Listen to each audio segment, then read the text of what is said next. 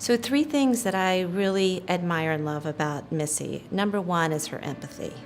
She really feels what these children and their families go through, and you can see that because rarely am I ever with her when she can get through a story without actually crying because she cares so much about them and feels so much. I admire her honesty and her transparency. I think that that is absolutely critical when you're asking for other folks' money and their trust. And I also admire her tenacity and her hard work. She's been at this a long time, but she still has that fire and that enthusiasm for the work that she does, and it comes through. Missy's determined. I was struck by that the first time I ever met Missy. I'd never doubt for a moment that Missy's priority is the kids that Boys and Girls Club served, and she has larger goals and aspirations than they may have for themselves, and that's the kind of leader we want to invest in.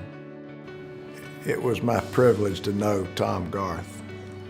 Nobody was more passionate about Boys and Girls Club and the movement than Tom. He was wholly committed, but I put Missy in that same category. She's somebody who's doing this work because she's passionate about the kids and wholly committed to Boys and Girls Clubs.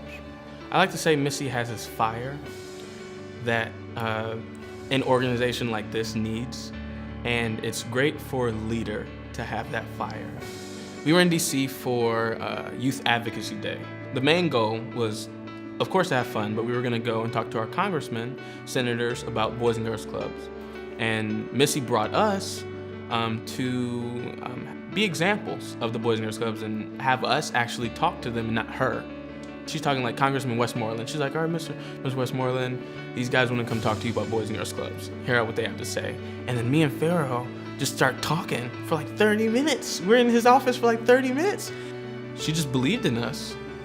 And the entire trip, she just kept telling us how proud she was of us. And we were like, we love you, Missy. Like, you're the greatest person ever. Yeah, I think one of Missy's really great accomplishments, and I think it'll be a legacy that is not only for this organization, but for the movement as a whole, is the ability to measure outcomes. There's no one really better suited for the Tom Garth Award than Missy, and particularly as it relates to courage. She's had the courage to put herself out there, to put the organization out there, and be a leader. And as I said earlier, focus on the measurement, focus on the outcomes, knowing that has so much risk attached to it because it's hard, and it's hard to be measured, and it's hard to say I want to be outcome oriented. And I think that just shows tremendous courage. And so she's really perfectly suited and you know, the best candidate I can think of for this award. Missy, congratulations. Congratulations on your award. You deserve it. You're fantastic, and I'm so proud of you. I hope you know how much you deserve this, and we're just happy to be able to celebrate you and celebrate this special honor. Missy, congratulations. You are richly deserving of the Tom Garth Award. We're proud of you. We're happy to support your leadership. Hope you'll go right back to work this afternoon.